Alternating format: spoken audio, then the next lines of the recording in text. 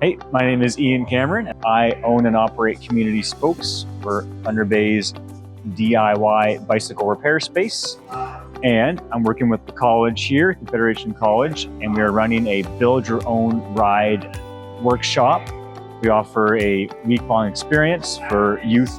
They build a bike, so they choose a really broken bike from our broken bike pile, and then they work on it for a week. As they're learning how to use wrenches and Allen keys and chain breakers and how to straighten the wheel, we're teaching them all kinds of problem-solving skills. We're teaching them all these base level skills, and we're using just basic bikes. So, if they drop a derailleur and it breaks, we'll just give them a replacement derailleur. So it's super low risk, super casual. Your little washer was the utility.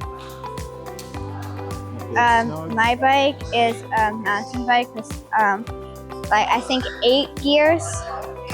It hasn't needed that much work so far. I mean, mostly just changing the tires and doing this or that. Well, yesterday I had to retighten this, take my wheel off because the brakes weren't working. I checked my chain and I'm about to get all my rust off.